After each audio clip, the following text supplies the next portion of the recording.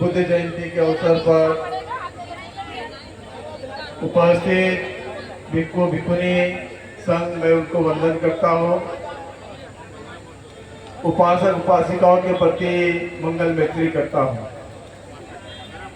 भगवान बुद्ध के महापरिनिर्वाण के पश्चात भगवान बुद्ध के अस्थि धातु को लेकर कलह मचा था। आज फिर से भगवान बुद्ध के ज्ञान स्थली महाबोधि महाविहार को लेकर कलह मचा है। क्या चाहिए? आप किस लिए बैठे हैं? आपका उद्देश्य क्या है? आप क्या लेना चाहते हैं? पहले अपने आप में डिसाइड करें। मैं ये बातों को बोलने से पहले चक्रवर्ती सम्राट के बारे में कहूंगा। चक्रवर्ती सम्राट कलिंग का युद्ध जीतने के पश्चात उन्होंने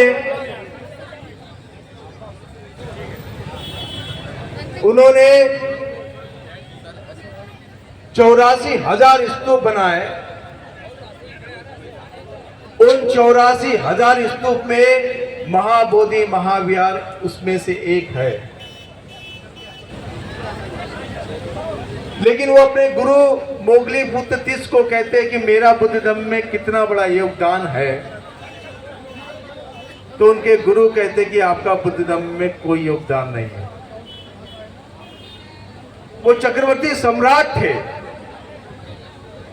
उन्होंने अपने पुत्र अपनी पुत्री को भिक्खु भिक्खुनी बनाया, तब जाकर यहाँ तक बुद्ध शासन आया है। एक लड़का है वो काला चश्मा, यहाँ जो महाबोधि महाविहार ब्लैक शर्ट पहन रहा है, बौद्धों की धरोहर थी, बौद्धों का इतिहास था, गौरव था, मनोवादी लोगों ने हमसे छीन लिया।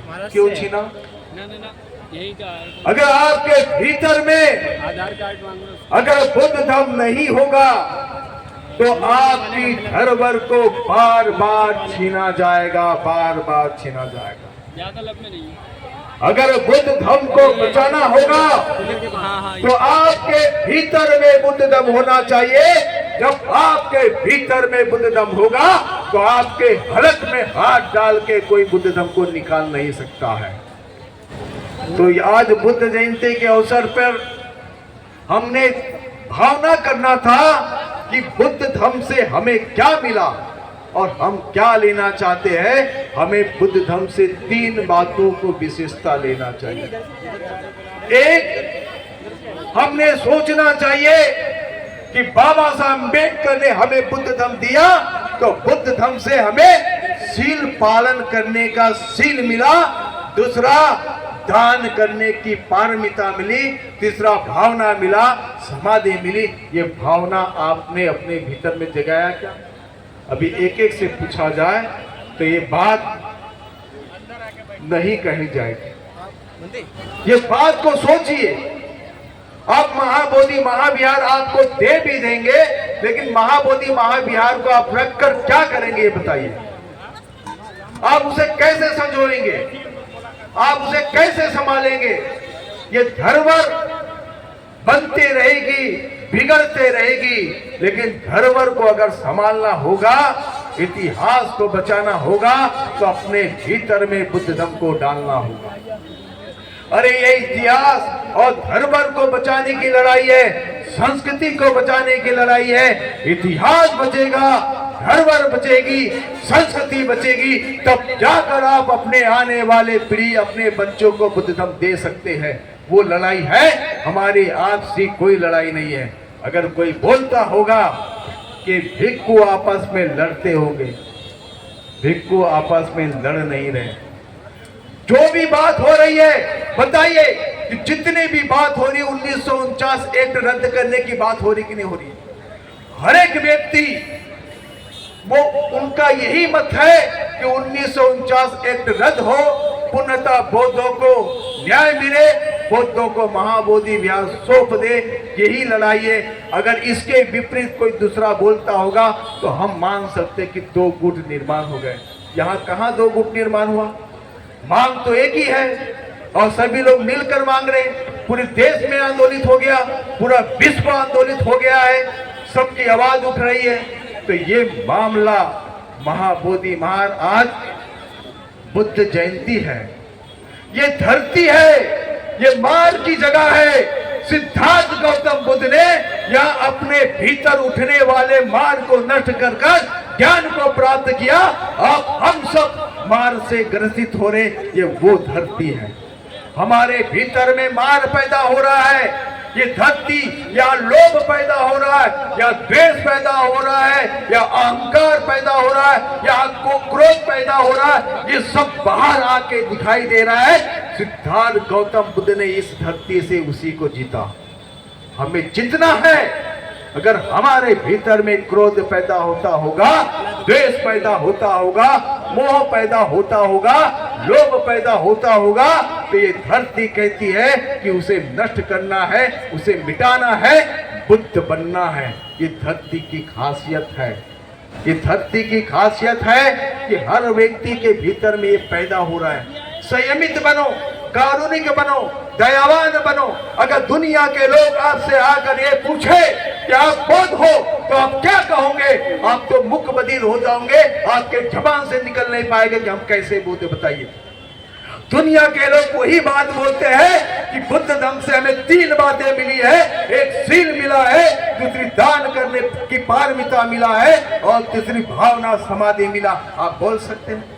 जिस चीज का आप अभ्यास नहीं करते हो उसके बारे में आप बोल नहीं सकते। इसलिए ये भगवान बुद्ध की धरती है। यहाँ हमने संकल्पित होना चाहिए कि जो हमें बुद्ध धर्म जो मिला है, बुद्ध के हिसाब से हमारा आचरण होना चाहिए। क्या हम आचरण पालन करने के लिए तैयार हैं? महाबोधि महाविहार ये मिटने वाली चीज है, ये तो धरोहर कल गिर जाएगी। आपके जितने बुद्ध विहार हैं, इन्होंने 84,000 स्तूपों को तोड़कर बुद्ध को परिवर्तित किया है। आपने नए से विहार बनाया होगा, उस विहार को भी ये परिवर्तित करेंगे, तोड़ देंगे। लेकिन मैं आपको बता दूं, ये जितना ढाएंगे हम उतना निर्माण करेंगे। बाबा साहब अम्बेडकर के पश्चात, धम्म दीक्षा के पश्चात हमारे हर गली मोहल्ले में बुद्ध विहारों का निर्माण हुआ है। ये भारत आंदोलित हुआ है, हुआ कि नहीं हुआ ये बताइए। ये भारत आंदोलित हुआ है। एक बौद्ध होने के नाते हमारा पहला दायित्व ये होता है कि हम बुद्ध विहार बनाएं, अपने धरोहर को संजाएं, अपने इतिहास को बचाएं, अपने संस्कृति को बचाएं। अपनी संस्कृति और इतिहास को जो नहीं बचा पाता वो बौद्ध नहीं हो सकता। आपके आने वाली पीढ़ी आपको पूछेगी मेरी धरोहर क्या है, मेरी संस्कृति क्या है, मेरा इतिहास क्या है। और जिनका इतिहास नहीं है वो अपना इतिहास बनाना चाहते हैं। जिनका धरोहर नहीं है वो अपना धरोहर निर्माण करना चाहते हैं। जिनकी संस्कृति नहीं है वो संस्कृति को चुराकर संस्कृति निर्माण करना चाहते हैं। और आपकी धरोहर है, आपका इतिहास है, आपकी संस्कृति है, उसे आप नहीं बचा पाओगे तो आप बौद्ध नहीं हो सकते। कल जाकर आपके बाल बच्चे आपसे सवाल करेंगे। अगर ये संस्कृति धरोहर बचाने के लिए हमें लड़ मिटने के लिए तैयार होंगे तो पहले जान मेरी आप ले लेना। मैं ये कहता हूँ, हमें धरोहर और संस्कृति को बचाना होगा। अगर आप नहीं बचाएंगे तो इसलिए लड़ना नहीं है, भिड़ना नहीं है। हमारा सभी का एक उद्देश्य है। मनुवादी लोग प्रचारित कर रहे हैं बौद्ध भिक्षुओं में विवाद। काय विवाद? कोई 1949 एक्ट के खिलाफ गया है? बताइए। सभी 1949 एक्ट को रद्द करना चाहते हैं। ऐसा कौन बोलता है कि बौद्धों को बौद्धों के धरोहर नहीं मिलना चाहिए? सरकार ये रोमर फैलाई है और सरकार उसमें विजय हो गई है। आज परिणाम आने वाला था बुद्ध जयंती को लेकर, लेकिन 2 दिनों से सरकार ने इतना टॉर्चर प्रेशर बनाया कि मैं आपको बता दूं, इतने लोग बैठे थे, सरकार कहती थी कि 4x6 का पंडाल बनाओ, 2 लोग बैठो, और बोलते कि हम आंदोलन को चलाएंगे। अरे सरकार के खिलाफ सड़क पे आके सो जाओ, हम बोलेंगे ये तो अच्छा हो गया, ये बुद्ध की धरती थी, बुद्ध आज भी जिंदा है, इसलिए सीज फायर हुआ है, इसलिए युद्ध रुका है। अगर बुद्ध जिंदा नहीं होते तो ये युद्ध रुकता का बताइए। हमने दुनिया को बुद्ध दिया है, और जब बुद्ध दिया है तो बुद्ध का संदेश हम हमेशा देते रहेंगे।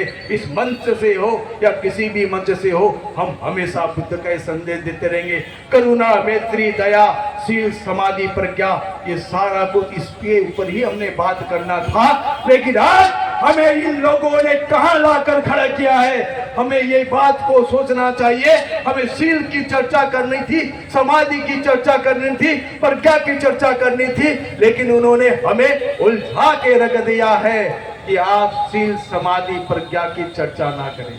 आप उलझे रहे, और लेकिन हम उलझते जा रहे हैं। लेकिन शील, समाधि, प्रज्ञा ये हमारे लिए बहुत महत्वपूर्ण है।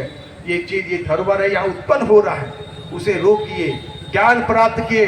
जब सिद्धार्थ गौतम को ज्ञान प्राप्त हुआ तो मार ने कहा, हे सिद्धार्थ, यहाँ कौन साक्षी है कि तुम्हें ज्ञान प्राप्त हुआ? सिद्धार्थ गौतम ने धीरे से भूमि को स्पर्श किया, और स्पर्श करते हुए मार सेना तितर बितर हो गई। ये धरती साक्षी है, ये धरती कहती है बुद्ध बुद्ध बुद्ध। आप जहां भी खोजेंगे ये धरती बुद्ध पैदा हो रहे, हमारे बोलने से बुद्ध नहीं है, ये धरती ही बुद्ध बुद्ध कहती है। इसी के साथ मैं अपनी आवाज को विराम देता हूँ। ये धरती ही गवाह है, ये बुद्ध बुद्ध धरती कहती है। जब धरती बुद्ध कहती है तो पूरा विश्व बुद्ध हो गया। नमो बुद्धाय। जय भीम, जय भीम, जय भीम, जय भीम, जय भीम। 1949 एक्ट रद्द करो, 1949